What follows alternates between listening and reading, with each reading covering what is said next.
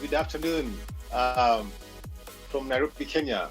My name is Daniel Juma Umondi. I am the country director of the Global Peace Foundation in Kenya. And it's my pleasure to welcome you all to this inaugural series of what we're calling the Transforming Education series, Zoom online meeting. As you all are all aware, we are living in uncharted times. With the COVID-19, everybody is affected either directly or indirectly. And since we are all passionate about education, and most of us are parents, so we decided to make this first meeting about how do we engage our students, how do we engage our teachers, how do we engage our parents, especially in this time when we have the lockdown as a result of the COVID-19.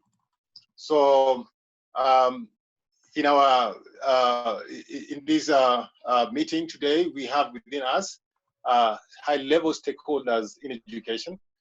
We are privileged to have two ministers, two CASs, which is in Kenya we call ministers. So Honorable Zach Kinuthia, he is the CAS in the Ministry of Education.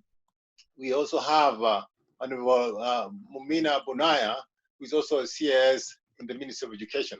So before I call upon Honorable Kinuthia to give opening remarks, I would like to invite Campos to give us some some ground rules for this call. So welcome, Campos. Hi, everyone. I'm Joseph, Development Associate for the Global Peace Foundation. I want to go over a few housekeeping items before we begin for both the participants and the speakers. All participants will be muted throughout the presentation so that we can hear all of the speakers. We want to hear your questions, comments, and feedback. At the bottom of the screen, you can find the chat tab and nonverbal feedback buttons in the participants tab. Please start all questions with the word question in capital letters as the first word in the chat. That way, our team can quickly identify them. Speakers, since we have a full docket of presentations, I will ask that you respect a 10-minute time allotment for each presenter in our schedule. I will give a 2-minute warning and a verbal 1-minute warning so that you can begin making your final statements. Thanks again for participating today, everybody. I look forward to a great call. I'm going to send it back to our host, Daniel. Thank you, Campos. Thank you. And thank you. Just like I said earlier on, the theme of today's meeting is engaging students, teachers, and parents during COVID-19. Now that schools are closed, now that our children are at home, what do? Do we just stay, and hope that tomorrow something will happen? Or do we come up with some innovative ways in which to be able to engage our students at home? I mean, in my own house, for example, I have 2 young children, school-going children, and my wife has recently turned herself into a teacher. She made a blackboard in my son's bedroom, and she's teaching these youngsters every day. And at the same time, the school where my kid goes, studies, are being engaged, by their teachers using Google Classroom. So that is just one example, but so many questions people are asking. What about, for example, the students in the rural areas, those who cannot access technology, what about them? So these are some of the issues that we have to deal with. We must discuss and engage. And instead of just saying that, yes, some can't access technology, we need to sit together as stakeholders, those who love education, those who are passionate about education, to be able to engage and find solutions, for this problem. So without much ado, let me call upon the CAS for Education, Honorable Zach Kinuthia, to give his opening remarks. Honorable Zach Kinuthia is one of the youngest ministers that was appointed recently by His Excellency President Uhuru Kenyatta, and we are very happy that, especially the youth, that we now have a CAS, who is young like the rest of you guys, to be able to work with us in the area of education. So let me call upon Honorable Zach Kinuthia to make his opening remarks. Welcome, Honorable Kinuthia. I want to take this chance to appreciate this initiative. And first of all, as Director Juma has brilliantly put it, my name is Zach Kinuthia, Chief Administrative Secretary in the Ministry of Education. Technically, as he said, we are the Assistant Minister assisting Professor George Magoha, who is a CS, the Minister in charge of education in the country. And I am delighted to be in such a ministry at such a time when this disruption has hit the world in a way that nobody ever thought it would happen. And we are here because our children, as the CEO has said, have been in or at home for the last 6 weeks. And in this period, unlike the other, they are not sure what will become of them, because in the past, when schools have been disrupted, they are disrupted for a definite period of time. We know perhaps this is strike. We know this is closure. We know this is an endemic issue, and it will come to an end. Perhaps you could say clashes, war, violence, whatever. But this time, the whole world has been stopped by a pandemic that we cannot predict its end. And therefore, I think this initiative by Global Peace could not have come at a better time than now, when we are discussing paradigm shifts of mind, or rather possible paradigm shifts of the way we know things. I'm hearing the streets calling them new normal. And this is what, as a government, also we are thinking. If this is going to be normal, a new normal, how do we adapt to bring all of us on board? Executive Director, as you know, being a passionate educationist as you are, we love education because education is the equation mark for all of us. It is the only way all of us can be equal. Many ways have been devised in the history of mankind, but education seems to be the bridging gap where the poor and the rich, the black and the white, the tribe and the tribeless can be equal in the table of knowledge, out of the table of ignorance. And therefore we want everybody of us to be educated. And that is why today, as you see, Kenya has had a series of 10 to 15 years of making education free for all. For example, the former president rolled out the free education for primary school. All public primary school education is accessible for all for free. The president today, President Uhuru Kenyatta, said that free education will be made for all day school, secondary, rather all secondary day going children. And this is what we've been trying to implement. So far, so good. And this is now about our 7th year, and it is happening. And we want everybody who has a will to access education. But now, with the changing realities of students are at home, pupils are at home, how do we make this again equal for all of us? We are trying to look at paradigm shifts in the likely event that this pandemic will not be managed in the shortest time possible across the globe. And we do not want our country to be one which was not able to plan awaiting the lifting of restrictions across the country. Because as you know, we are not going to put our children, our pupils, our students in line of risks in this pandemic. We insist that the Ministry of Health guidelines be strictly followed by excluding mass gatherings, keeping social distancing, washing hands, cleaning ourselves. Yet, as lovers of education, and I had said earlier there, for us, those who think and believe education is an equator for all of us, how do we proceed in the midst of this thing? Remember, there are students who were supposed to have start exams towards the end of this year, those who are in pupils in class 8, and students in Form 4. How do we ensure that they do not lose out on this year?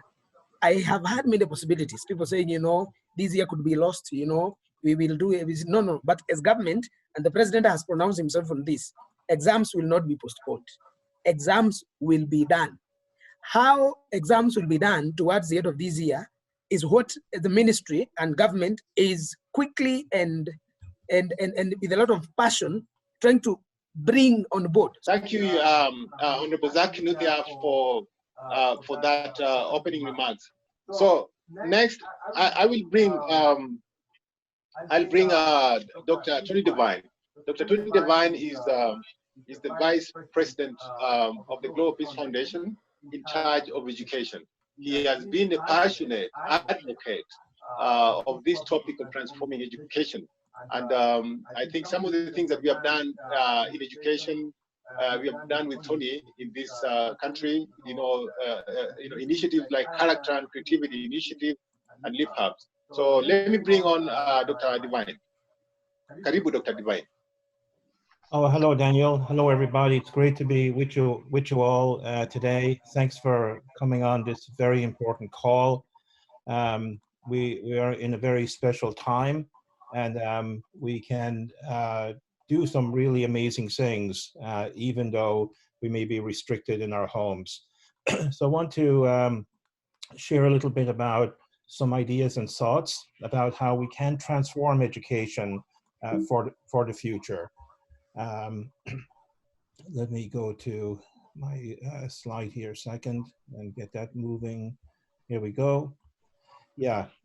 So Africa is really blessed in many ways, right? With amazing natural resources and a noble spiritual and cultural heritage. But its number one asset is its people, and especially its young people. Has the youngest population of any other like countries like Kenya, Uganda, the youngest population of anywhere in the world. The question we have to ask is, what are the life prospects of our young people for the future, for future peace and prosperity? We need to prepare students for a rapidly changing world. When we look at from an economic perspective, scientific knowledge and technology is creating amazing new opportunities that can enrich our lives, but at the same time can fuel disruptive waves of change in every sector. Even in the social areas of the world, we see inequalities in living standards and life chances are widening, while conflicts and instability are increasing. So our young people who are graduating from our institutions and schools, they're going to face these challenges, and they have to be able to come up with really good solutions to them. Same story with the environment. Climate change is depleting our natural resources. So young people will have to take urgent action and adapt to this situation. So this is where moral and innovative leadership is going to be very important. So what do we mean by moral leadership? Well, it's leadership guided by fundamental universal principles and values that are founded at the heart of every great faith and wisdom tradition. And moral leadership focuses on the greater good that can benefit not only the individual, but the larger society, the nation, and eventually the world. And it aspires to unleash the potential of people for the greater benefit of the whole, or for the larger society and the world. That needs to be complemented with innovative leadership, harnessing, our natural creative need to advance and develop the human condition. And our time really requires, especially this time, requires fresh, creative ideas and thinking and solutions. We're in a very unusual situation. And this is where emerging technologies and solutions can propel humanity forward. So educational stakeholder leaders, which is everybody on this call, we have to really focus on developing people, and of course, nurturing the skills and new knowledge and application of that knowledge in a very, very fast changing world.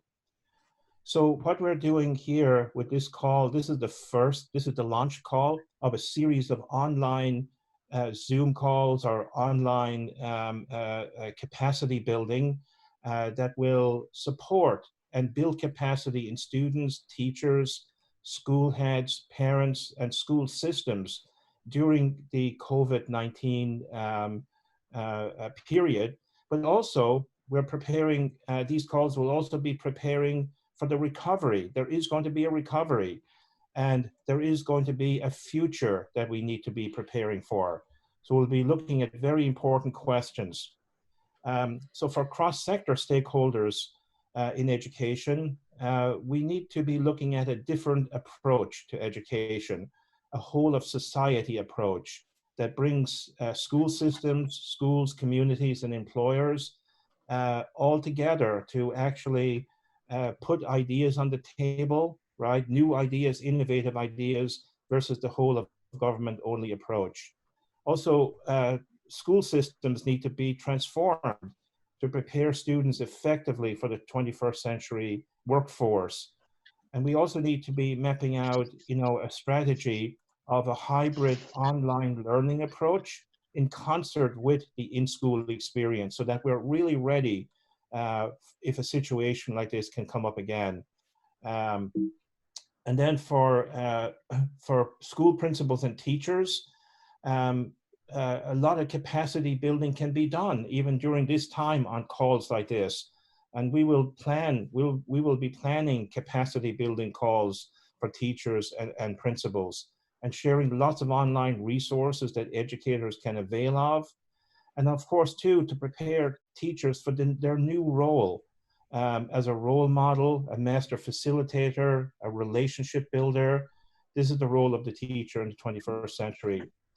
Parents are a very, very important stakeholder in this mixture. Now parents are also their children's teacher during this time. So how can regular teachers support parents? There's lots of things we need to think about to build capacity in parents, encouraging lifelong learning and a passion for learning, and also involving parents, in the lives of their children, in conveying wisdom, values, right, in addition to the traditional learning. And for students, we also need lots of support for students with their learning during and after this crisis. Again, lots of online resources. We're going to hear about some of those today, like Google Classroom, that students can tap into. And also students can be creating like virtual student groups to support learning, to come up with innovative and entrepreneurial ideas like the Leap Hubs project that we have in Kenya with Global Peace Foundation and partners. And also for all groups, we need to engage everyone in tackling the big questions at this time, and also our role in mapping the way forward. Daniel mentioned about the character and creativity initiative that we have going in Kenya. Also, OECD has a great project called the Learning Compass 2030 that we're involved in, helping students to prepare for the future with the knowledge, skills, attitudes, and values, and how instructional systems can develop those skills effectively. Let me go here a second. One thing I want to mention here about the relationship between value, skills, and knowledge, they're not equal. Shared values are critically important, especially right now. And it is those values that guide skills like communication, collaboration, problem solving, innovation are all value neutral. They need to be guided so that the new types of knowledge and technologies can be used for the benefit of all mankind. Learning. So when we talk about continuous learning, it's not just for the students, it's also for the teachers, the school heads, and those in the Ministry of Education. So almost coming to the end here. So we need new types of partnership, and I hope that this series of calls will spark that type of partnership. And I'm really delighted to see many of our really good partners on the call today, and they'll be speaking with you today. So here, again, we want to be developing this whole of society approach, right, with public-private social partners. And as we work to transform education during this time, during the recovery and afterwards, we will have graduates coming out of our schools and our institutions who are better able to contribute to employment and economic development, societal and political stability, and ethical societies free from corruption. So thank you very much, everyone. Really appreciate the opportunity to share these thoughts with you here today. Thank you very much, Dr. Tony Devine. And I know the time is very limited, and the information that you have, I think we'll be able to share with the participants. You know, I think those of you who will have left your emails, I think we are able to share this information. But moving forward, is that I mean, how do you work together? You know, as partners, how do you work together, collaborate in this journey of making our education much better than it is today? So quickly, I'll move on to the next speaker. The next speaker was supposed to be Mrs. Jacinta Katza, who is the director of the Center for Mathematics, Science and Technology in East Africa. But unfortunately, this morning she had a surgery, and she was advised by the doctor to take a rest. So instead of her, we have Mr. Paul Kogola, who is also a director at Semastia, and I will invite him to make his remarks on behalf of the director of Semastia. Welcome, Mr. Kogola. Thank you very much, the moderator of the session, Mr. Juma, and the CES, Mr. Divine, and all the colleagues in this forum. May I also start by passing on the apologies of our director, Mr. Katza, who is indisposed today. I would like to just briefly tell you what we do. The Center for Mathematics, Science and Technology Education in Africa. We are an institution that is charged with capacity building of teachers in secondary schools, primary schools, and we focus on STEM education. Semastia works with the teachers across Kenya, and also we work with teachers across other African countries, and our focus mainly is on capacity building. This moment that we have of this global pandemic presents us with a very rare opportunity for us to rethink how we have actually been doing things. And as an institution, actually, we acknowledge the challenge that is there, the challenge that is facing all of us who are in education, the challenge that is facing our Ministry of Education, officials of ministry, teachers, parents, and the children for whom we are doing education. So ladies and gentlemen, briefly as an institution, what we are doing currently is that we are doing online training programs for our teachers to be able to mitigate the situation, because our normal activities involve bringing teachers to come together, and we build their capacities to be able to deliver quality education to children. But we do this based on a face-to-face interaction where they are able to come and share with each other the challenges they are facing and how they are able to overcome this. But given the circumstances that we have, this is practically not possible. Fortunately for us, it's not now that this pandemic has come where we have started up this program. Initially, we used to have purely face-to-face meetings with our teachers where we were able to build their capacities. But as time went by, we realized that it's not possible to constantly miss teachers and let them engage each other on face-to-face programs due to the time that they have to be withdrawn from school. So the only time that we have had is the school holidays where we can be able to bring the teachers. But the issues we understand are very widespread and cross-cutting. So before the pandemic came, Semastia had already developed an online program where we are able to meet our teachers, first of all, for a brief face-to-face period.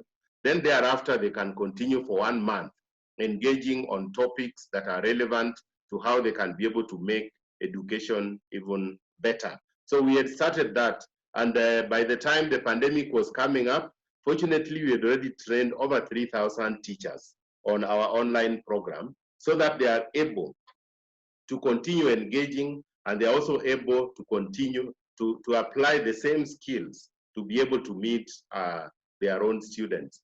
Like we enrolled our teachers in Google Classroom in July last year, and we completed our courses in Google Classroom in February, just before we went into the lockdown in the country.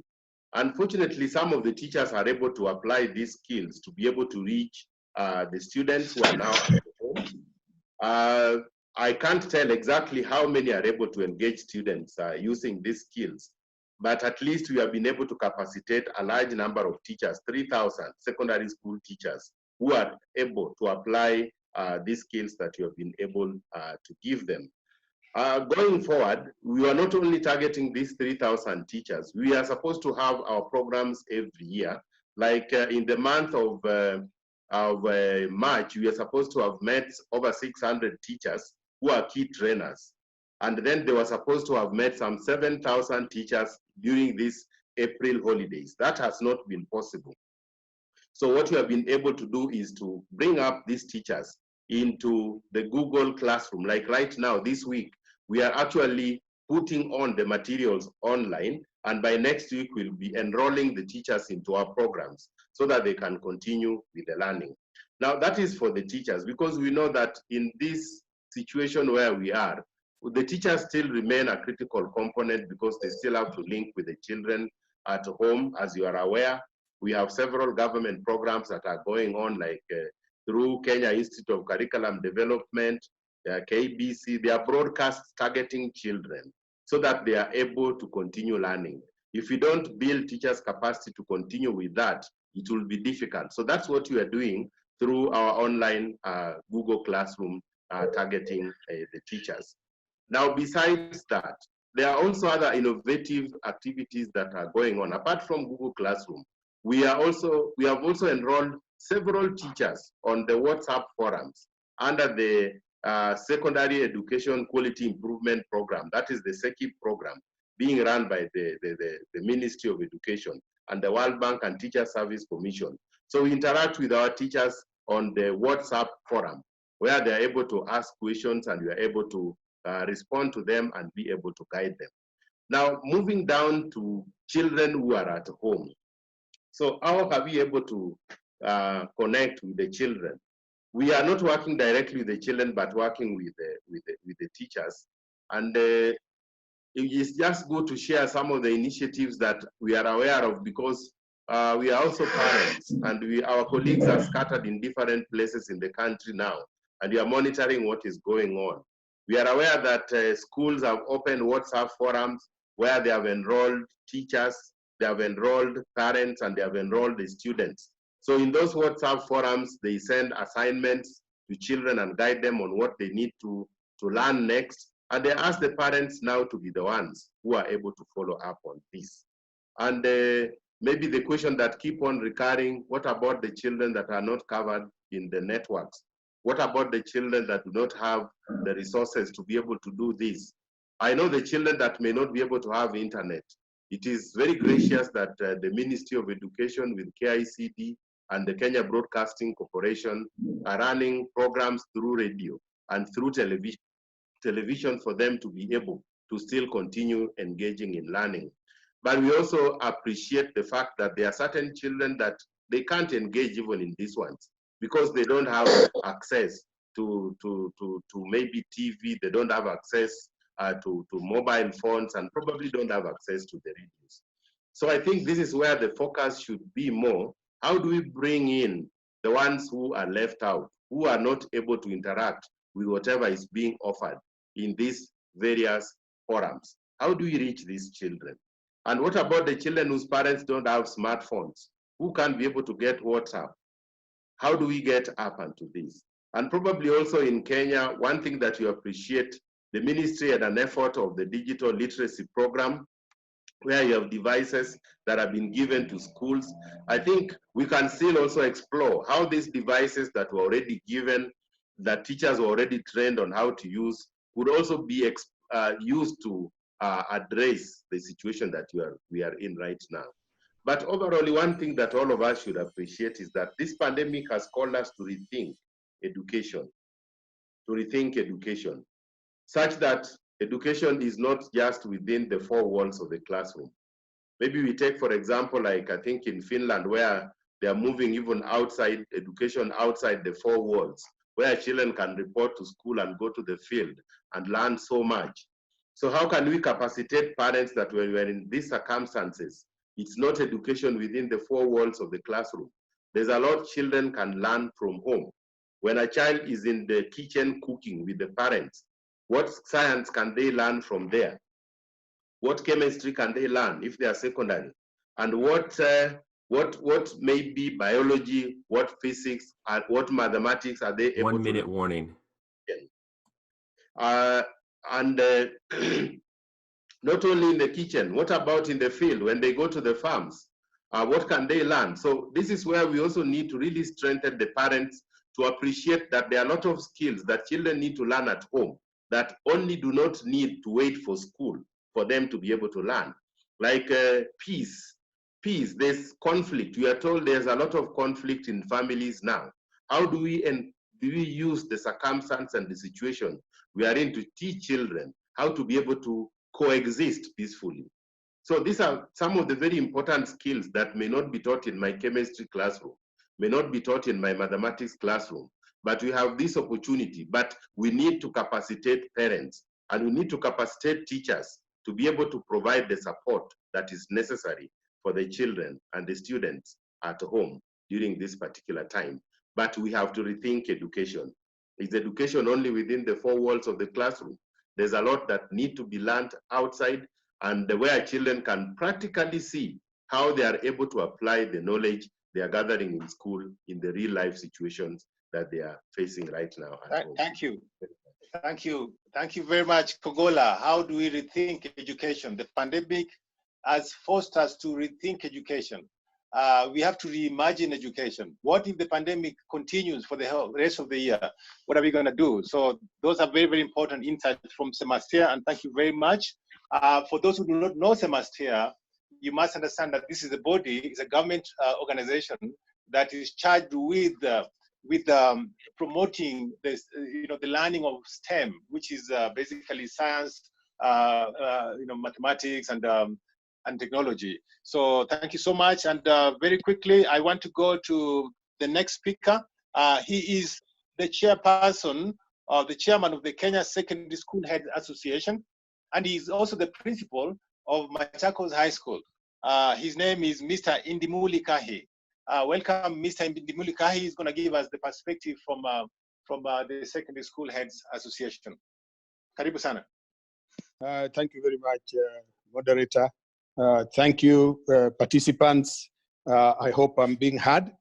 I want to say the discussion comes in very timely, and we at secondary school are really facing the bigger challenge because we have the older students who are focusing on what they would wish to achieve in future. In my discussion, I'll look at three areas. One, I'll look at what challenge have we faced? What are the schools trying to do to mitigate this challenge? And finally, look at what is expected of us as a nation in order to face such a challenge when it comes again. Mr. Chairman, I would like to say that the pandemic came in at the time when we were just beginning to move on with first term of teaching in our schools. We had done about 10 weeks. We were remaining with about 3 weeks, and the schools were closed down. We closed in a hurry, and there was no proper plan on how the students were going to be engaged. This came in later, and each school was now trying to see how to engage their students. As it has been observed by Mr. Kogola there, many of the schools initiated had already been having the WhatsApp group, basically for sending simple communication to parents and sharing one or two things. But now these groups are converted into getting assignments, getting tasks that the students were supposed to do. The question here is the parents were equally not prepared. Issues of some of the parents not having smartphones emerged. And a number of students were therefore now relying on relatives to assist them get these assignments. Other schools tried Zoom teaching. Again, not 100% students were able to be reached. Reason being, some of them came from very far-flung areas where the network was not very good. And apart from that, even the gadgets that they would use in accessing this information became a challenge. Kenya Institute of Curriculum Development has developed online programs. I would like to say that these programs have been there. It's not that they are beginning now. They have been there. The biggest problem was the uptake of them. What happens is the teachers would access the programs, listen to them, and go to class and teach. Very few would carry maybe a radio to class or allow students to watch the TV and see that program being administered. But now the students are being asked to go to various channels, KBC, go to various channels on television to watch this.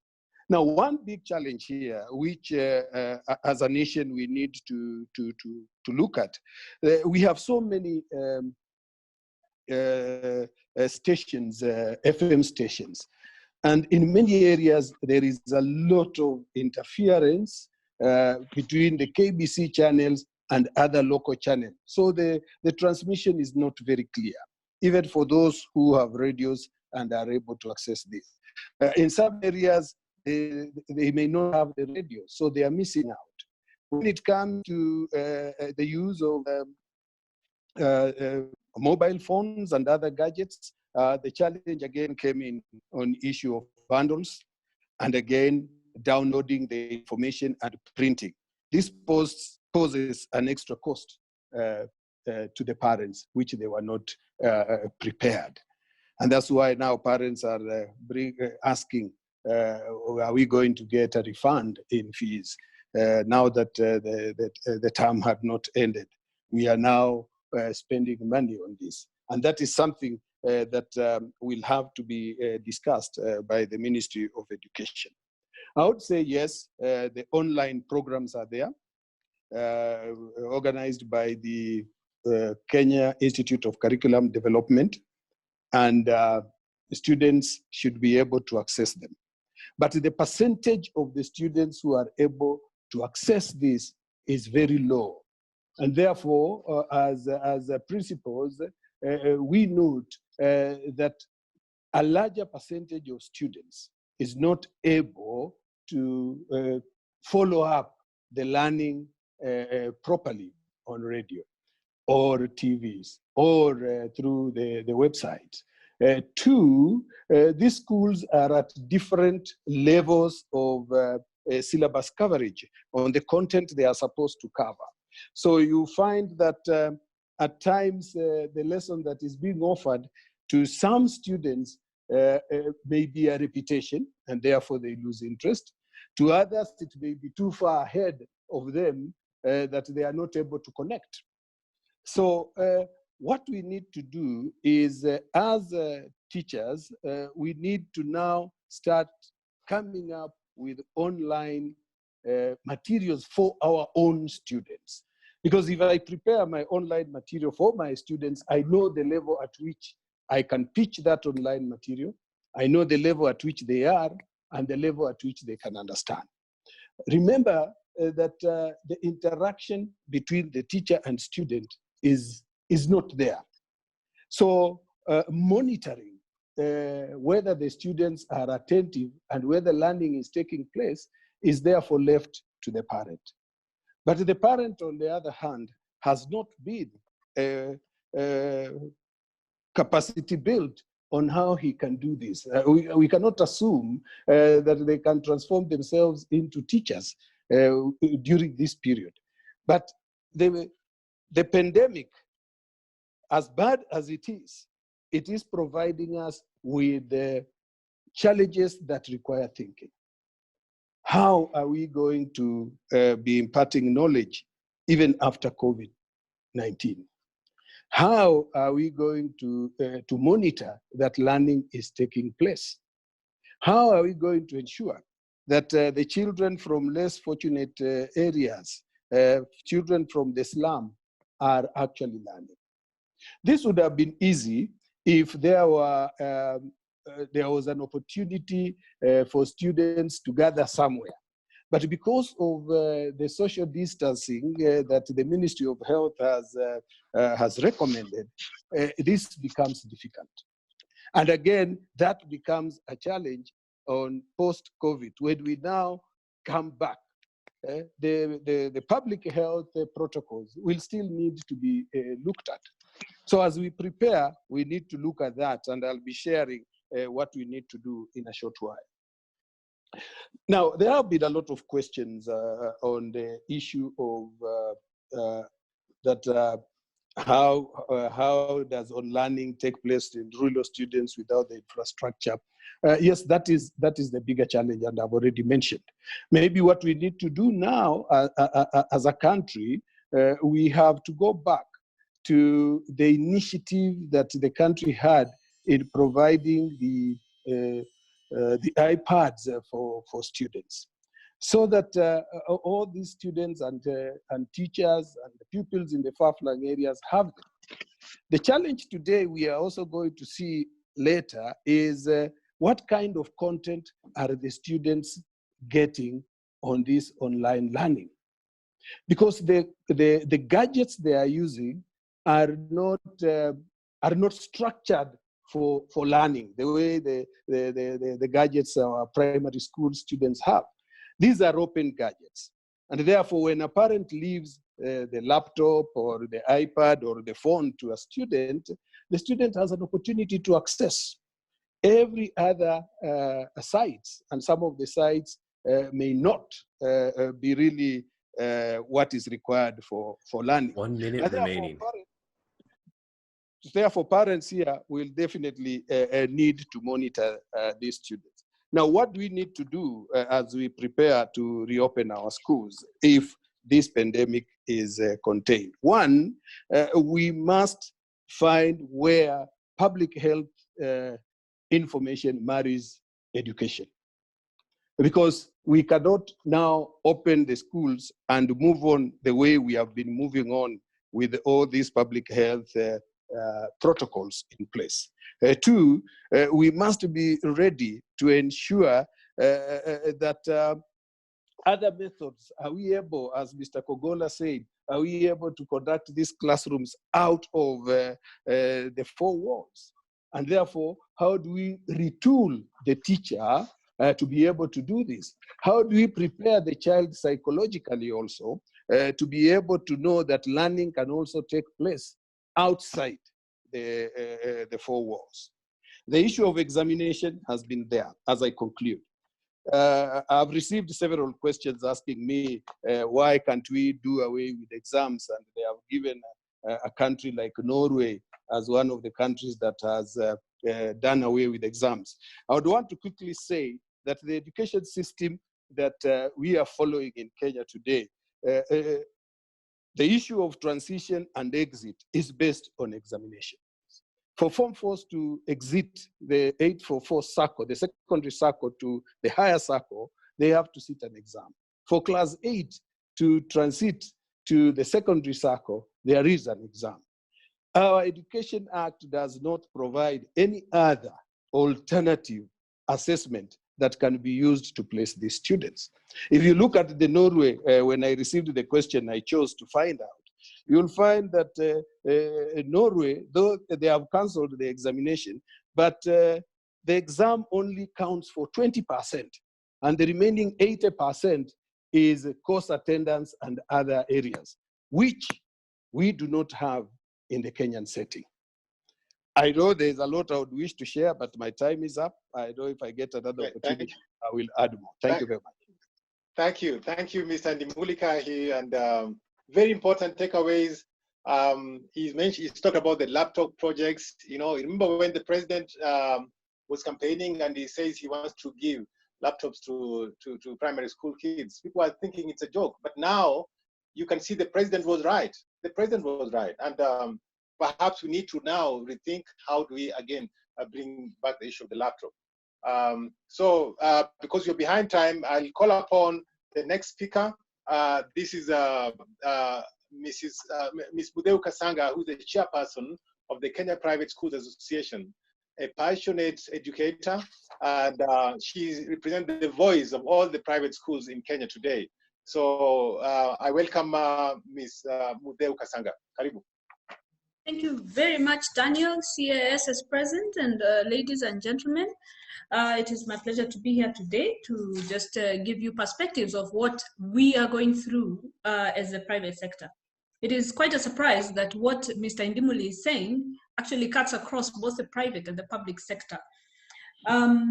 The 3 weeks before schools closed, after schools were shut down, gave us an opportunity to experiment, to see what we could do online and what we couldn't do.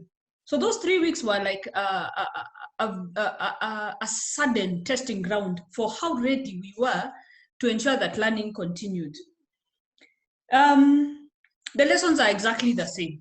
The lessons from the private sector and those from the public sector are exactly the same and revolve around 3 major points. Like Mr. Ndimuli said, the availability of devices at home stood out as the big issue immediately. And we found out in the private sector that there are far more homes without even a smartphone than the common data, the data available to us seems to imply. When you read the news, when you pick up data from the telecom companies, they seem to imply that we have a lot of smartphones in Kenya as a percentage of our population. For us in education, we didn't find that. The second challenge we found was technology literacy on both ends, you know, from the home and from the school. We found that once a head teacher is himself not technologically literate, he provides no leadership at all to the team of teachers he leads, and therefore that school tended to fail in delivering education. We found that at home, especially when we're dealing with primary schools, if the parents were not tech savvy, instantly there was failure on that front. As a result, we also discovered that the digital divide is real. It aligns with the poverty index. Very clearly, it aligns with the poverty index. And for many families, owning a smartphone is just not a priority. They have, you know, real basics, putting food on the table as a priority. And a phone that can just receive money is good enough. Not doing a smartphone is not a priority.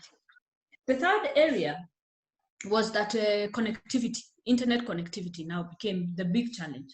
We found that a good number, a very huge percentage of our schools did not have internet connectivity to even launch any form of education, online education. And then, of course, in quite a wide part of our country, we found that the connectivity was below par. It was not 4G, it is, you know, very poor 3G coverage. We feel as a private sector that this pandemic is a turning point. It is a turning point. While the government can talk about devices, especially in primary schools, we in the private sector cannot have the same discussion despite having the same demographics of children. We have schools that have a lot of resources, and we have even more schools with very little resourcing in terms of ICT and preparedness. We are now leveraging, like Mr. Indimuli has said, on content that is just available content. We are doing now the two different models. There is distance learning and there is online teaching. We are now focusing and throwing all our effort towards distance learning and perhaps then using technology to transmit that content. We are going to rely more on families assessing that content themselves, because as schools, we are simply not able to organize that learning to flow according to our schemes of work. So whether we like it or not, whether we are criticized or not as education, the one ICT, one medium of communication that we know has the widest reach is radio. According to UNESCO data, 80 to 90% of households in sub-Saharan Africa have access to radio. So this is defying what the naysayers are saying, that, oh, some people don't have radio. That sum is 10%. And that is not enough to stop us from relying on radio to transmit education. So that is what we are going to do. We are all leveraging on KICT and content and freely available content right now to get everybody engaged with learning for as long as we remain shut. As Mr. Indimuli has explained, I don't need to go into that. Radio provides daily programming and has content from primary to secondary. And all we want from KICD, all we want from the Ministry of Education and ourselves as the industry players in education is that now we want briefings, daily briefings or weekly briefings on education, highlighting the availability of this content so that we can mobilize parents to avail the resource of radio to their children to enable them to continue learning. Moving on to post-COVID, because that's the other thing that we must discuss. We have to be, there's the quiet thing that is happening, and in the daily briefings, it has emerged once in a while that we are seeing an uptick in domestic violence. And when domestic violence happens, the most vulnerable in our society are the ones who are affected. And here, I now discuss the girl child. We will have, as educationists, to be ready to receive children who have gone through experiences we might not even believe ourselves. Our counselors in our schools have a lot of work, and we as school managers, owners, head teachers, principals have to be ready to tackle quite a lot of mental health issues that arise from this long closure. And you can imagine that kids are contained in homes and that sort of thing. So it exposes the girl child to quite a lot of trauma potentially. We do have children with special needs who are very difficult to cater for in a time of closure. And this is a worldwide problem right now. And in Kenya, anyways, our social care system has never quite taken off. And schools have been the place where a lot of children with special needs have been taken care of. Many parents are not able to take care of their kids with extreme special needs. This is what we have to go back to. This is where we have to put our thinking hats on and bring out the best in ourselves as educators to ensure that these kids recover and settle back down into education. We need to be very prepared as well for condensed, timetabling and that sort of thing that will demand long working hours from teachers to compensate for the time lost, because again, whether we like it or not, we are aware that not all children will have access to continuous learning even as we go ahead. So we are ready. We are aware of these things. So we know and we are expecting, and we must take the leadership to keep informing our head teachers, our principals, that this is the kind of organization that will come in, and it may not come in with any compensatory financial compensation for the extra work put in. We are coming back to school after a pandemic. So there's a health aspect to managing the reopening of schools post-COVID. Education we have in Kenya are very, I think we are particularly unique in this. We have one of the largest networks of boarding schools in Africa. And as a result, and because of the 100% transition, we are all, both public and private, slightly overcrowded. And in government, I believe Mr. Ndimuli can clarify, very overcrowded. COVID-19 demands social distancing. How are we going to cope with post-COVID, given that unless a vaccine is found in the next 2 months, that this virus is here to stay? So this is a very big, the big one for us in the private sector. We are worrying and chewing over this. Basically, we expect that the Ministry of Health must facilitate all schools to have at least thermal thermometers. The Ministry of Education will facilitate government schools and hopefully private schools as well. All children are Kenyan. We expect to be facilitated with, sanitizers and things to make sure that the health of the children is prioritized. That's it. To wind up, education, we now need to think ahead. This is a first for Kenya. We have only had to deal with drought and small closures in between. Universities are seasoned with closures because of riots and whatnot, but they have not given us thought leadership on this. But we now need to put in preparedness for such closures in future. And my hope and prayer is that such discussions as this we are having will tease out how to best do and prepare for such things in future, or even to prepare should the virus recur again. We don't know what the future looks like. Thank you very much. I'm done. Thank you so much, Madam Mudeu Kasanga from the Kenya Private Schools Association. Next, quickly, let's go to Mr. Stephen Njoroge, who is the CEC for Education, Culture and Social Services in the county of Nyandarua. CECs are what you know as ministers in the national government, but he's going to give us a perspective from the county government. Welcome, Mr. Stephen Njoroge. Thank you very much, and even for being included, so that I can also be able to give the perspective from the county government. I know our mandate is more on ECD and youth polytechnics, but we work very well with the county director of education here, and therefore I'm able to talk about what we are doing for both our primary and secondary school. But just to join other speakers, I think to me, this is the time we require to relook our education system. This is the time we require to relook how we give our instruction, our media, our curriculum instruction. That whether we need to continue the way we have been doing business, whether we need to continue the way we do exam. Is this the time that we bring in projects?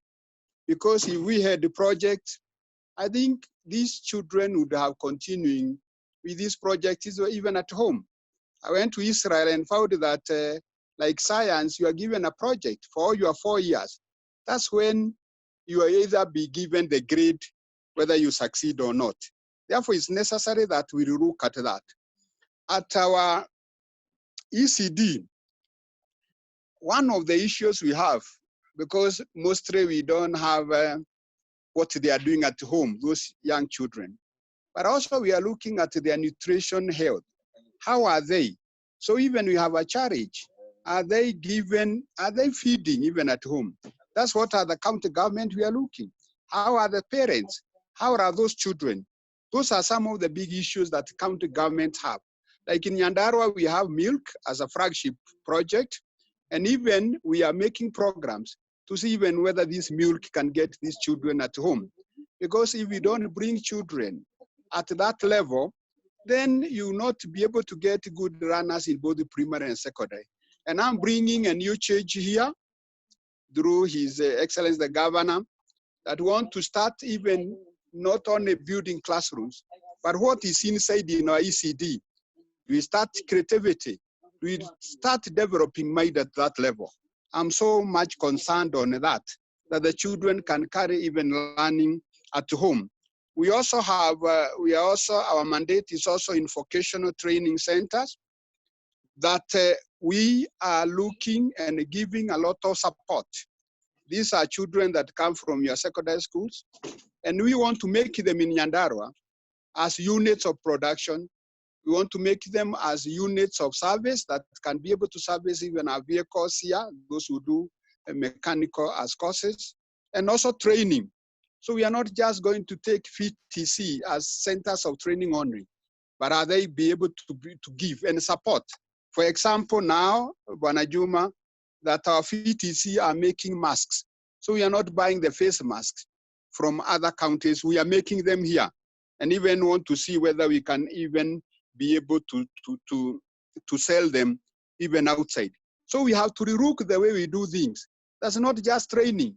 I will not be able to support our vocational training centers that are only doing training, but I want to see the other area. What can they be able to produce? What service can they be able to give the county, so that children and our trainees can run from that. At this point, Mr. Chairman, I would wish to tell the parents the need to support our children even when at home. This is the high time parents must be able to take their whole responsibility. I also want to see and to remind the parents. I know we have a lot of, like KICD, we have timetable, we have so many programs in the media. And this is the high time that parents also see that the children reach them. You can do that through our phones and any other gadget that can help our children to do that. We are also happy that schools are also offering their institution as our isolating and the quarantine centers, because we must be able to fight all the pandemic as a team. If we are able to solve problem of pandemic, then the schools will continue. Therefore, I would want it to see even schools, teachers, anybody, seeing how much do you contribute to fight the pandemic. Therefore, it's very, very necessary that we continue doing our best. And that is what we are doing as a county, that where children are involved, even in border, one time they'll be carried also. We want to see that they are washing their hands. We have that sanitizers. I think that's the retro that we are doing as counties to see we contribute. So the schools, I'm happy that we are using them to isolate, to quarantine, so that we see how we be able to do that. And I'm happy that principals have even given those facilities, and in the aim that we'll be able to replace them with the new ones, because we also have the exit program of fumigation, of cleaning those schools, and also buying mattresses or blankets that will have been used by now. Otherwise, I want to thank you and to say that we have a bright future in our country. If only we look at our education, we see more of creativity, we want to see more of innovations. To me, that's the best we can be able to do. Not only passing an exam. That's not just whether children will sit the exam, whether they pass or not. That's not necessary for now. But how do we build innovation? How do we build character in our children that they'll be able even to read even when they are at home? I think I mostly wanted to give more on what we are doing as a counties to support the schools, and even areas. We're also thinking of areas where we can also have internet, maybe where children can be able to go and access these programs through internet. Those are programs, Mr. Chairman, we also have as a county. Thank you. Thank you so much, Mr. Njoroge. Mr. Njoroge was the principal of Moi Forest Academy. He was the first principal to set up LEAP hubs. These are the spaces that we opened in high schools to be able to promote innovation. He's also the immediate former director of the Center for Mathematics, Science and Technology in East Africa. Thank you so much. And quickly, let's go to the next speaker. This is the role of the media. And I want to invite Ms. Anne Gitau. She's business executive in charge of newspapers in education, to let us know what they're doing as media to be able to engage learners and parents at this time. So the Standard Media Group, we work very closely with them, and thanks to them, even this program was advertised in the dailies even today. So welcome, Annie. Thank you so much, Daniel. Thank you for having me here today. My name is Annie Guitars. Daniel has said. I work for Standard Media Group. I run a program known as Newspapers in Education. So as we discuss the education matters and what is taking place in our country right now, I want us to go back to the very beginning. That when we began to learn, we started by reading and writing. That it is the reading and writing that propels us to be able to either access online learning, or when we're in the classroom learning, or just our books. But we must go back to the beginning. So for us at Standard Group, what we did is, yes, we have the technology, we have the TV, we have the radio, we have social media, we have the whole works. But we went back to the very beginning, because at the end of the day, this is what is happening. In Kenya, the final examination for both primary and secondary schools is actually a hard copy paper. That is what is taken to all the schools in Kenya, and that is the exam that they actually do, so that then they're graded and they can then proceed to the next level. So for us, what do we have? We have the newspaper. So what we did is take this newspaper and take it to schools around Kenya. And the reason we did this is because we want these children to be able to read and understand what they're reading for themselves. So with the Newspapers in Education program, not only do we go and ensure that there is reading that is taking place, so they're comprehending what they're reading, they're not memorizing things, but that this newspaper does not just bring news to them. What they're learning in class is actually what they will find out here in the world. So if they're learning something in biology, when they are at home cooking, it is something that will make sense to them, because they know how that fire comes to what it is and how they get to do the meals and things like that. But going a step further, we actually went out of our way to incorporate exam questions and model papers in the newspaper. So every Tuesday and Thursday, we have the exams modeled in the way that our end of year exams are modeled. And we take them to schools around Kenya, and we ask these kids to just, get into the habit of doing these exams, knowing that the questions are asked a certain way and to be able to answer. But with the new CBC, this is what is going to happen. CBC comes from a point where you're asking this child to think. You're asking them to go back to themselves and find that thing that motivates them. You are actually trying to gauge them based on what they know, what they understand, their experiences with what they're interacting with the clay, with the leaves, with whatever it is that you're asking them to do. And I think my greatest now direction would be, these children are at home right now. They're at a point where they were supposed to be learning how to read, learning how to understand for themselves. Then you've sent them home. But you expect that their parents, like Paul Kogalo said, you expect their parents to be able to do what their teachers are doing. But you don't understand that this child is, first of all, conflicted. The fact that they're at home, and then now you're asking them to do their schoolwork, and they no longer have that space where they are comfortable, where they know, I come home because mommy loves me, she tells me she loves me, I come home and I know I can go out and play with my friends. I come home and I know I can just watch cartoons, and I come home and I know there's a hot meal waiting for me. But now you want to be their teacher, and you don't take time to understand this child. What are their needs? What is that thing? What is that talent? Are you nurturing it? Are you engaging them? Are you talking to them? Because like we said, like Madam Othel said, there are mental health issues, and we have to deal with a lot of counseling when we go back.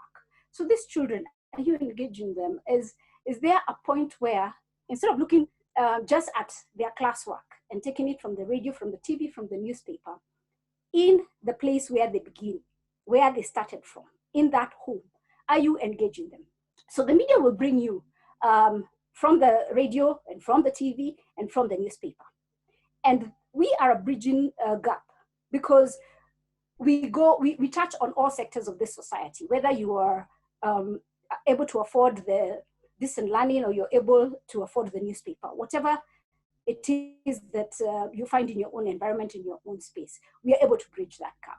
But the parents that are in these places, the stakeholders who are in these spaces, what are they doing for these children? So for us, what we are asking stakeholders out there to do is to look into how they can actually plug in. There's an opportunity for us to actually go out and reach the children who are doing the CBC, and to develop these children in a place where this is something that has happened in their lifetime. When this is over, what will they remember about it?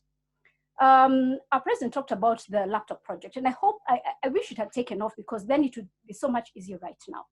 But at the same time, what we're dealing with right now is not only to do with laptop projects, it's to do with CBC, to do with high school, to do with tertiary education, because everyone has forgotten the university students as well, who are seated at home, very bored. From where I'm seated, let me just bring this to the table, that if we build it, they will come. If we build a structure that is good enough for these children, where this, like, let's take, for example, the laptop project takes off, that these children will come to the table and they will learn from this laptop project and from their laptops. But if we do not, then we don't have an opportunity to make a difference. Whatever it is that we hope to do in the future, whether we are going to give projects, whether it's a laptop project that is going to take off, whatever it is, for me, my take would be that we come to the table and build what we need to see taking place in the schools around Kenya. And if we build it, they will come. Thank you. Thank you so much. Thank you, Annie. So I think that is very, very essential. And thank you for what you're doing at the newspapers in education. And next, I want to move now from Kenya to Nigeria.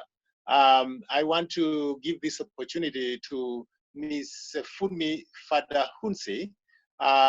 She is the Sub-Sahara Africa Country Programs Manager for Oracle Academy. So she's going to tell us how we can leverage Oracle Academy resources for learning and teaching, and any other thing that that we are able to do at this time. So welcome, Ms. Funmi. Thank you, Daniel. Good day to everyone. Please, can you just wave to be sure that you can hear me? Okay, perfect. Thank you. So again, I'm glad that everyone here has been keeping safe. And I want to commend the efforts so far in Nigeria, in your country. I hear about using radio, television, online, mobile, which is really good to engage both the teachers and students during this period of COVID. And also to say thank you to Global Peers for doing this, and all the other speakers and panelists. As introduced, my name is Shefumi, and I manage Oracle Academy programs in Sub-Saharan Africa, including Kenya.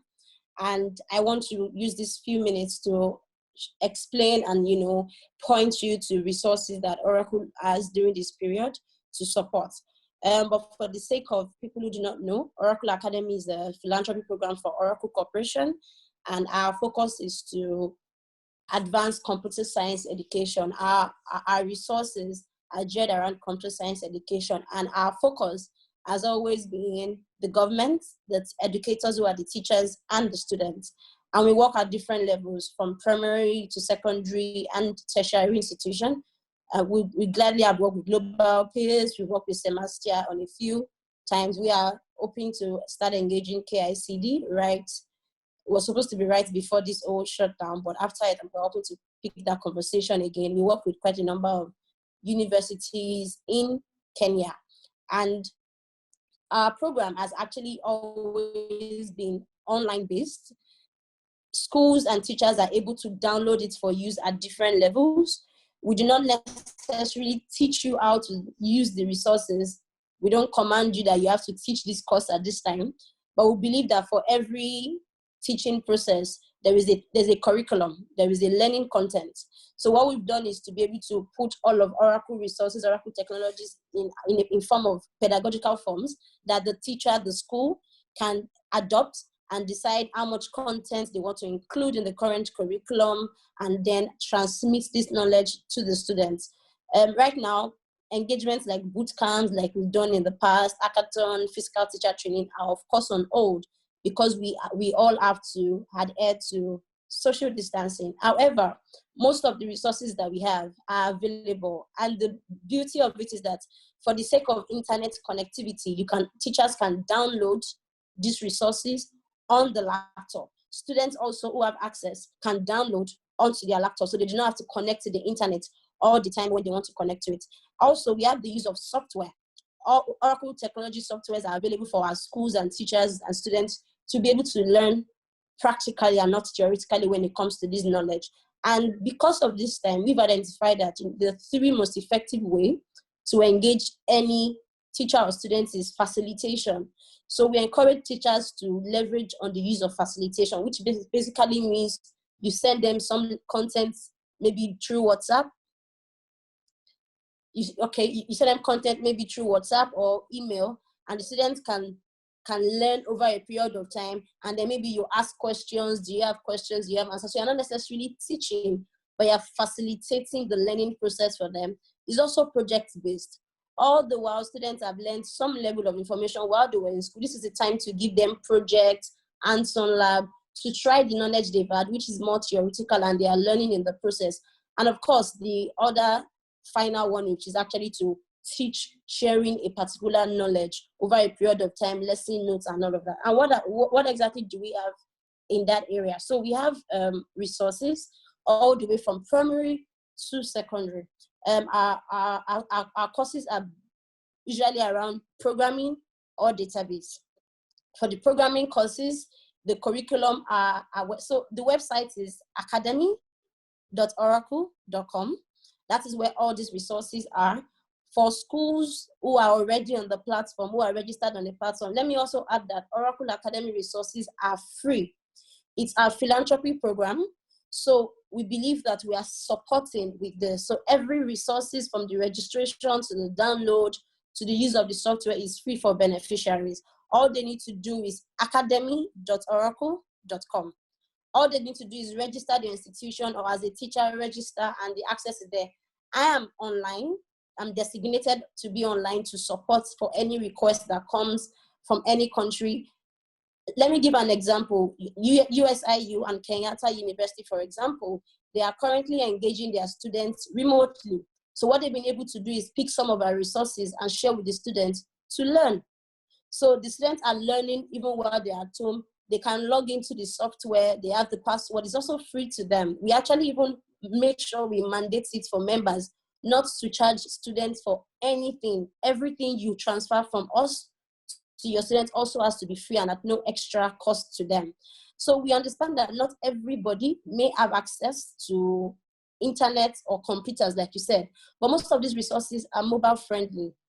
All you need to just download it and read it. And now that Kenya is even leveraging on TV and radio, these are things that can be adopted. So there's something that we call iLearning, and on our iLearning is where we host the curriculum. And the curriculum is not just text.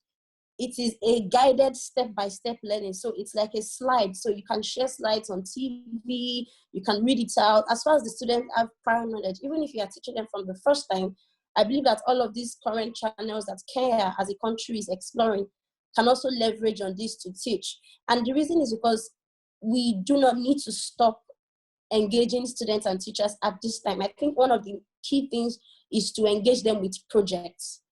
If we cannot leverage so much to teach them new concepts because of the break in transmission, and not just because of the break, we're asking our students to switch or shift the learning process, which they've been used to doing within 4 walls. It may not be easily adoptable for some students. It may be easy for some students more than the other students. However, to keep learning, which is a process, and teaching ongoing, these are the ways why you say, okay, let me use the concept of teaching a student how to build a web-based application.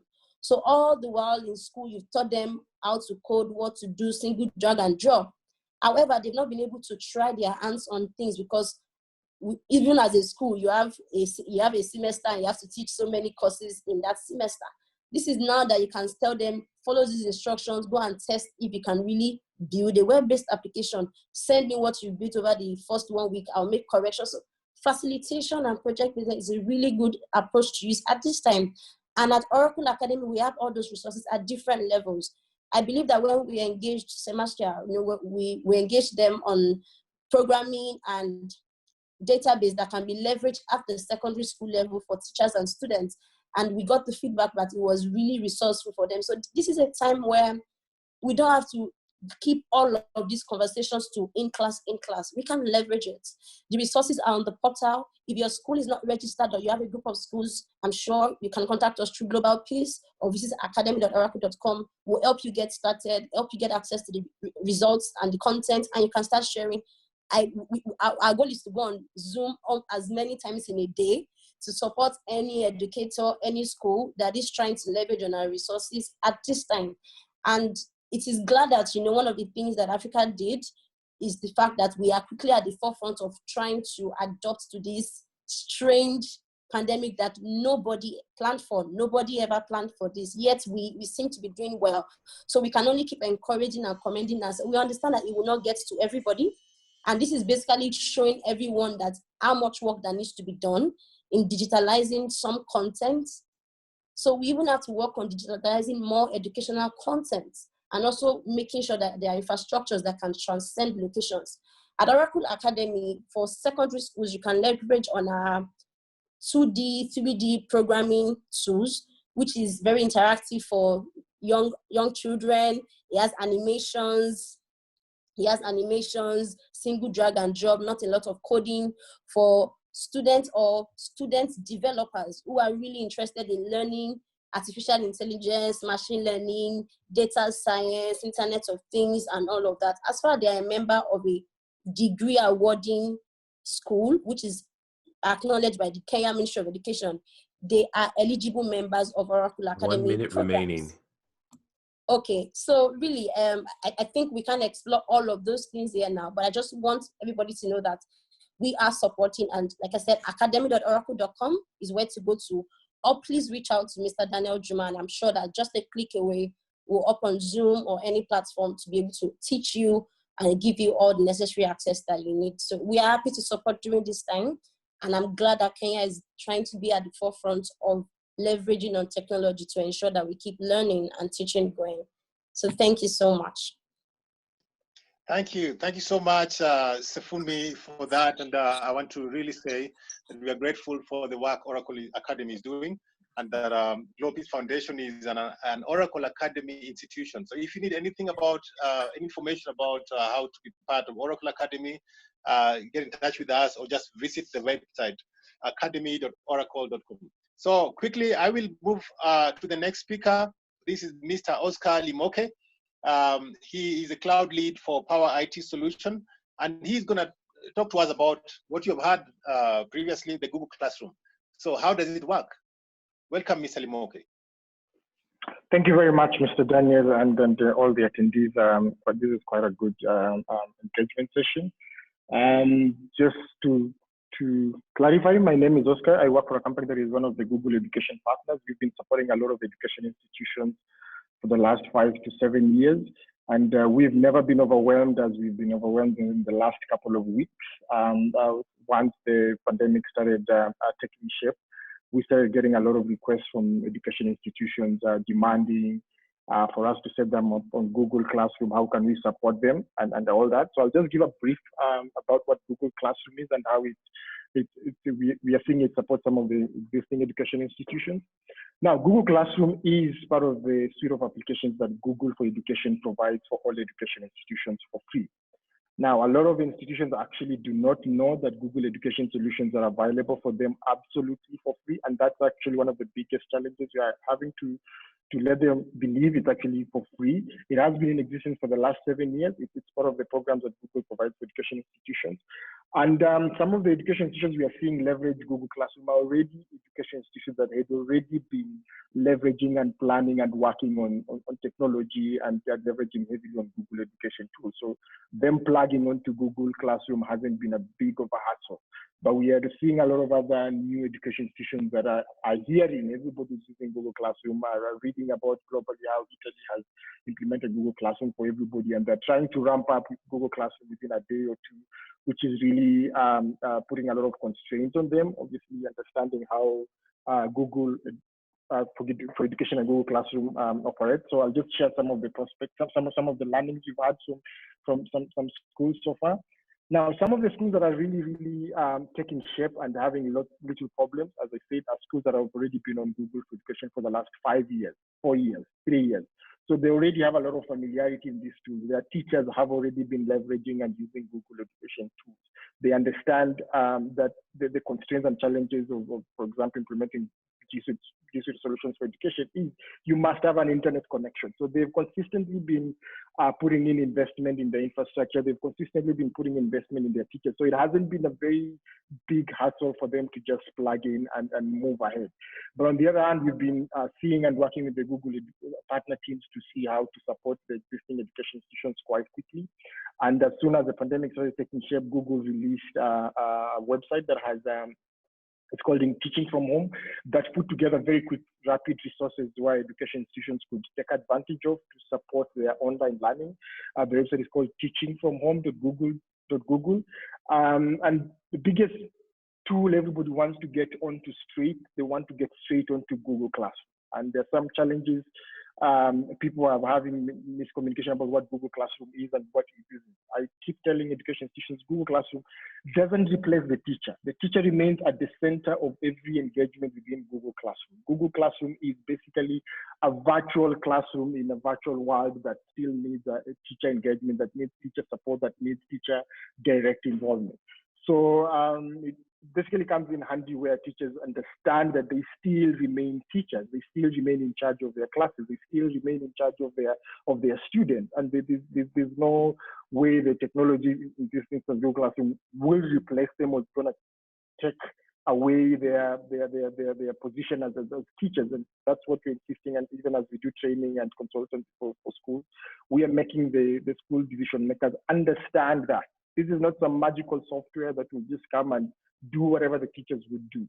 It is at the heart and aid to support teachers' engagement within their students and pupils. Now, the schools that are taking it really well, and then the average, obviously, class size that would enable successful implementation of Google Classroom is ideally from at least grade 3. Those are students who have a good grasp of using devices, using internet, and all that. And then obviously we are seeing also a lot of demand for integrating video sessions within Google Classroom. And just a couple of days ago, Google was able to release the direct integration of video sessions within a classroom. So as a teacher, you just log into your Google Classroom, you have your learners are able to just get into and have video sessions and all that. Now, what are some of the challenges of the schools that are trying to get onto this bandwagon of Google Classroom? They get to understand quite quickly there are the challenges of network and cost. Not every teacher has a reliable and strong internet connection in their home, and obviously for them to run a successful classroom, including video sessions, they have to have quite a reliable internet connection. I get asked quite very questions that look stupid, quote to quote, but they're really important. The teacher asked me, how much bandwidth would I need? How much data bundles would I need to run a session or a class that is 1 hour? Considering I'll do lots of research, I'll look for different videos, I'll look for content, and I told them, quite frankly, I really don't know, because I felt like they're trying to get, they're trying to size around to see how much data they should have from the school, but that becomes quite a challenge because obviously, as a teacher, when you're teaching, you're leveraging different resources. You read across different platforms, you read across different videos, and make the sessions available for your school. So that has been quite a mega drawback, and it's quite evident from some of the schools that are leveraging. If you look at the demographic of the schools quickly adopting Google Classroom, you see a stark difference. A lot of the private schools are quick to jump onto it, whereas the public schools are completely lagging, and it doesn't make sense because you tell them the facility or the Google education tools are for free. They have always been for free. If you want to get on the bandwagon, it's really quick as ABCD, but the problem is they don't have the infrastructure. The teachers don't have the supporting infrastructure both in their homes or even in the schools. Now, what are some of the schools that are leveraging Google education? They are still maintaining teachers coming to school. So where in the school now they make available the infrastructure. In this case, it's the internet, it's the network, it's the environment to just deliver the class sessions.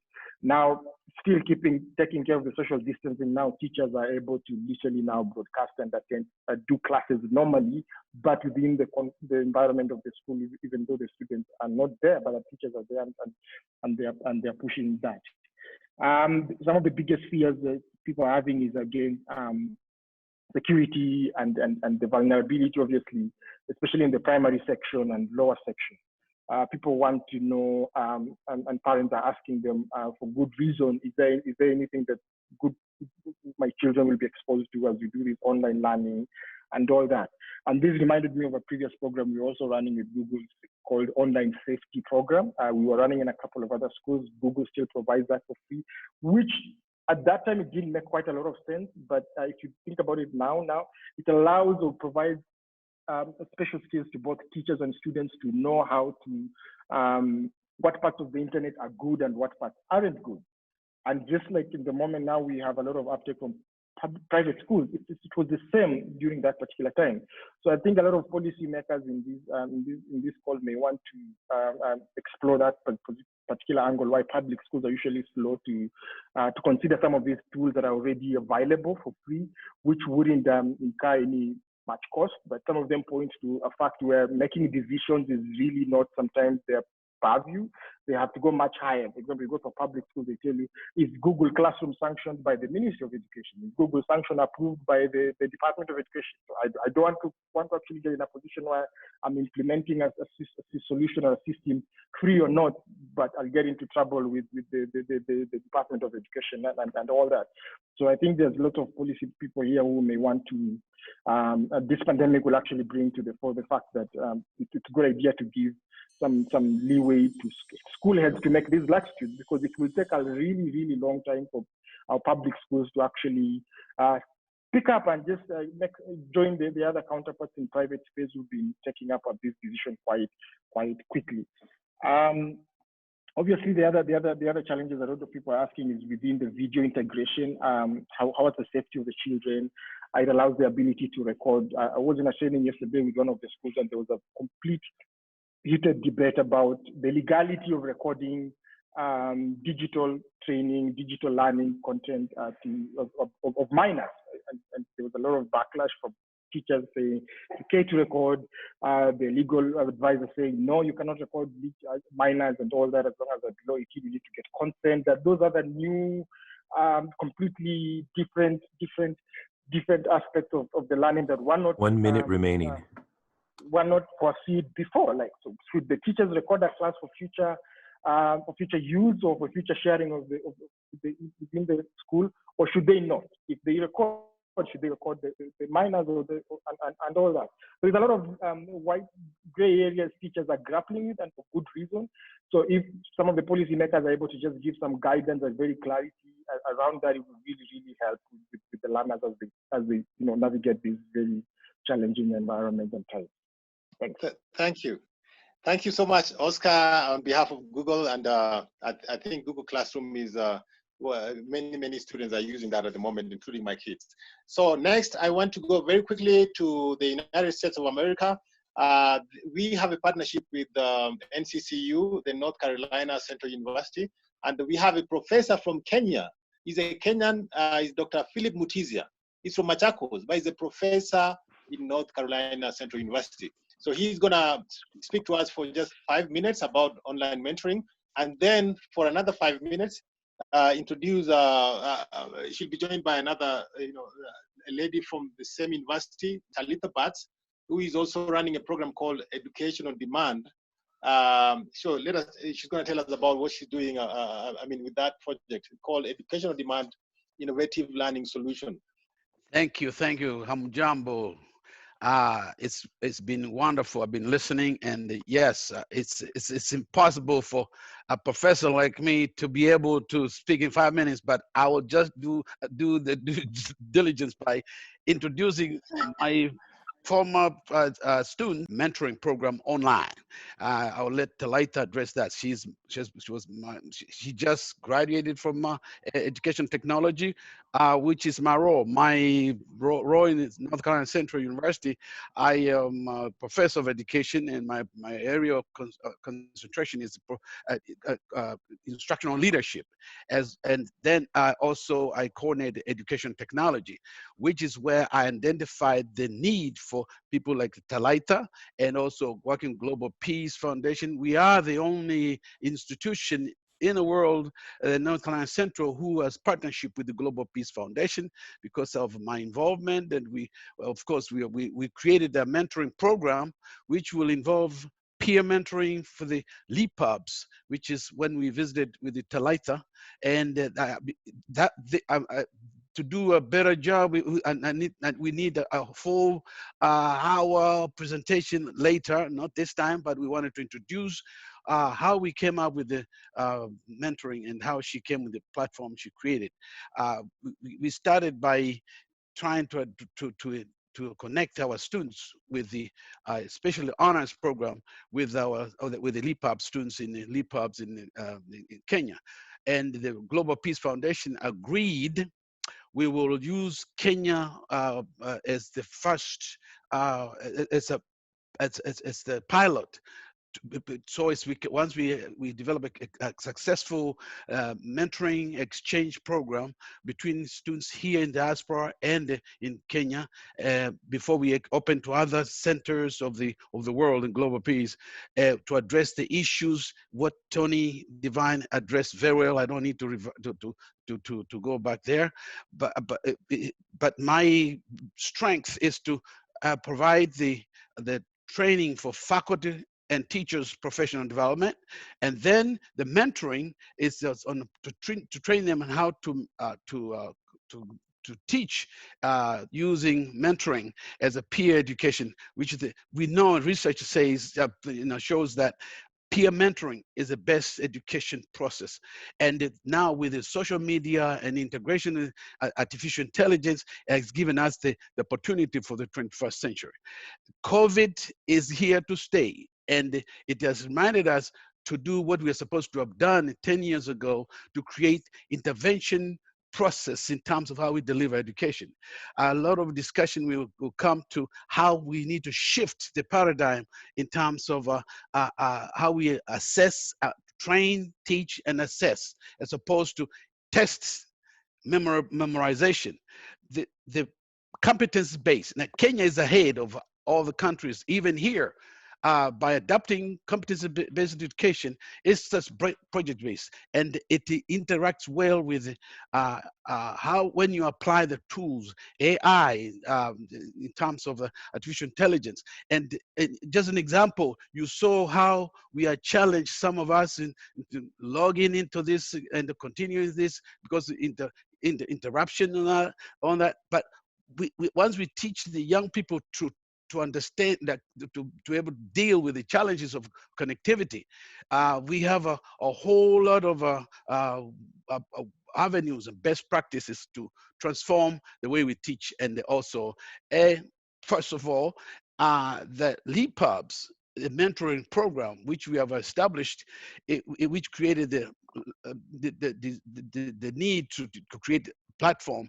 We were trying to do the Zoom like this, but we experimented with the one high school, Mathare North, which was they didn't have the technology accessibility, but we found that we need to create a platform whereby we can have ongoing 24/7 safe and exchange area whereby peers from here and in the diaspora and Kenya and the rest of Africa can integrate and to create the self-directed learning and the peer learning. Now, the other point, the most important point I want to point here is that we have not been able to engage in a way that we leverage the optimum capacity 1 minute remaining of the diaspora people. So I'm working with the organizations here, with the Kenyan Diaspora Organization, in addition to Diaspora University, which is going to be in Voi. It's going to be project-based, and also this we're going to be providing training for parents as well as the industry and the education in a more different way. But I would like to yield my minutes to my former student and to demonstrate how we're supposed to mentor and share and empower our learners and become actualizing what we are teaching. Thank you. Thank you, Prof. Talitha, please. Talitha Bats. Yes. Hello, everyone. Thank you so much for this opportunity. I'm going to share my screen quickly. Hopefully everyone can see my screen.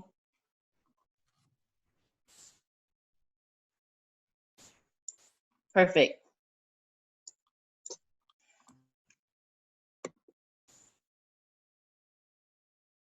Thank you for allowing me to present the MyEOD online education learning management system. We consider our portal a classroom without borders. You can find us at www.demandedu.com. Our mission is to provide entrepreneurship, global leadership, technology, professional training, and career development to teachers and students through an online education infrastructure, creating workforce and entrepreneurial opportunity while impacting global education and policy. MyEOD's key strategic priorities are to provide easy access to online learning to students and teachers, create collaborative environments for teachers and administrators to develop engaging curriculum and courses, deliver educational technology that scales globally, and create a highly skilled, professionally trained 21st century workforce. MyEOD is the best of all teaching and learning tools in one collaborative, user-friendly platform. Now, we all know, and we've discussed here today and in the other platforms, that we've worked with open sources that are difficult to use online. Previously, we've worked with other existing online environments that we've seen many disadvantages to.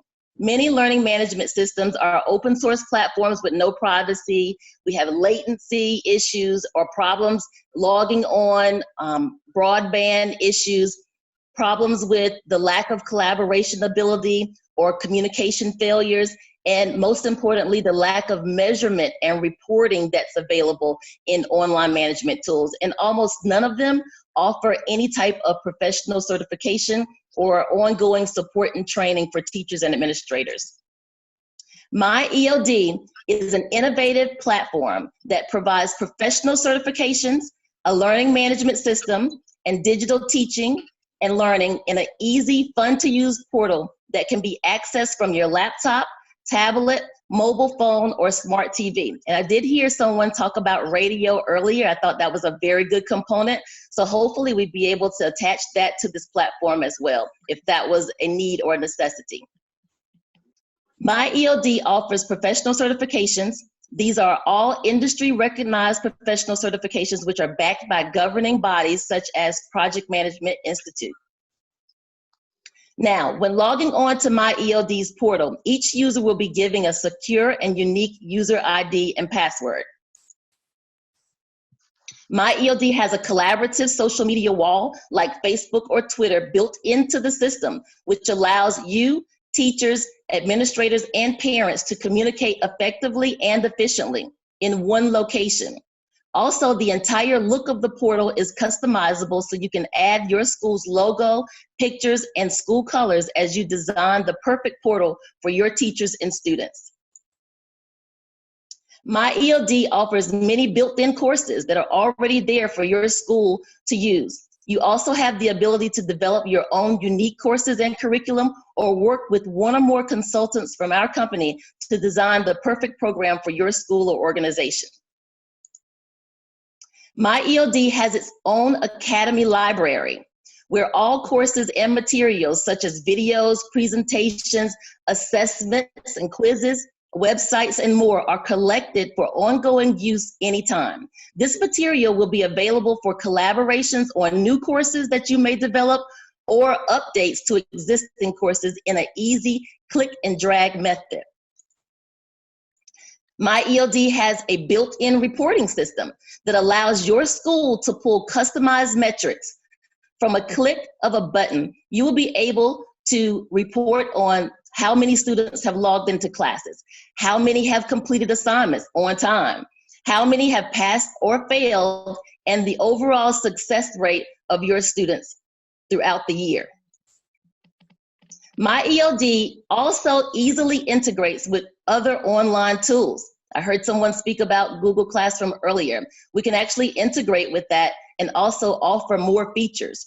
You are able to set up live video trainings and classes, one-on-ones with your students, and conferences with your parents through using GoToMeeting, WebEx, or Zoom from inside your private educational portal.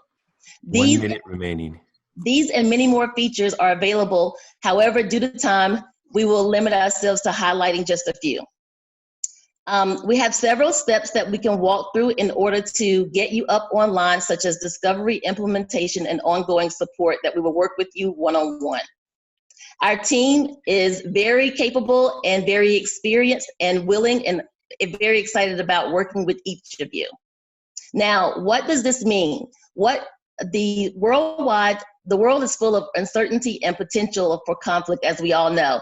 And so education provided to all is the best way to promote collaboration, peace, and global sensitivity. My ELD has developed the process for discovery, onboarding, implementation, and service based on years of industry experience and partnerships. Let us work together to experience your organization and schools.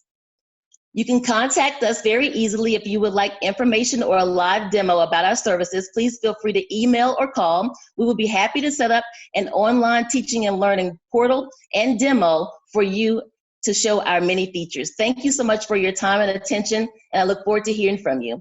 Thank you so much, Dr. Matisia, for sharing your time, and Daniel for allowing us this opportunity. Thank you very much, Elitha. Thank you very much. That was very informative, my EOD, and we look forward to working closely with you moving forward. I'll call upon Honorable Zach Kinuthia to come back. I think now you've sorted out your voice connectivity. So can you please give us your closing remarks? Thank you. Thank you very much, Juma. I hope you can hear me loud and clear. Yes, I can hear you now. We lost you in the last session, but now it's very clear. Yes. I am so sorry that I did not finish my opening remarks due to sound problem. You know, we are not of this digital generation. Most of us have to learn quickly how to handle meetings via virtual means. But nevertheless, I am so grateful. Sitting here, I have taken so much notes. You would believe that I'm not a student. I am sitting here listening to what you have just brought together, Juma, and I'm impressed, to say the least. I think this is the richest combination of resources that I have come to so far. I have interacted with many meetings virtually and on site, but this is the single most richest source of information that are of importance to our children, our parents, and to the health of any nation. And I'm grateful, from America all the way to Nigeria, all the way to all the speakers who have presented here today, including our own very local media people, other local media standard group, all the people semester, and the rest of the groups that are presented. To say the least, on behalf of the government, I am grateful, and I wish we could organize such a meeting, Director Juma, in the coming days, where we can meet physically and share these stories. I know also the number of students who are following us and all the participants we have brought together, Salim, Omar, and many more. We cannot exhaust the wealth I have listened to here on phone or on laptop or on tablets or on iPad. We need a meeting, Executive Director. I don't know when you're going to put it, but we hope we can defeat this COVID pandemic so that we can come together, share these possibilities, because post-COVID, a new world beckons. We thank the President for having been bold to launch the digital literacy program, which we hope and we continue to bring to the schools, because this is the future. This is what the schooling will go beyond. One of the speakers rightly put it there and said, school and education is no longer supposed to be looked at as a four-wall and a roof concept, but it should transcend the border. And as the last speaker has put it, education on demand have to be through engagements on online platforms, as we're doing. I therefore want to take this chance on behalf of the country to say thank you, Executive Director Juma, to thank you personally, and to thank your battalion of resource people who have spoken to us today in the very good way and means they have done today. And we are so grateful. So receive our warm and heartfelt gratitude on behalf of the government, because this you are doing for our country, you are doing it not on pay from us, government, not on sanction from us, but because of love of education, because of passion for our country and future. We thank you indeed, and we pray for more and much, close relationship in the coming days. Thank you very much, and I take this chance to say again, thank you for inviting us as government to be part of this conversation that is very well catered for, and we thank you again. Thank you, Honorable Kinuthia. And on behalf of our partners, I want to thank all the people who attended this meeting today. My record tells me we had almost 300 people. I think some are listening, through other means like on Facebook. But moving forward, Bwana Waziri, I'll be looking forward. I'll be, paying a courtesy call in your office and to see how we can take this to another level. You're welcome. We will also be having a series of these webinars. We will get more facilitators so that and anybody else who really want to partner, because education is our business. We are all parents. Let's say if I don't care about education, I'm a parent. I have kids who have to go to school. So everybody must get concerned about education.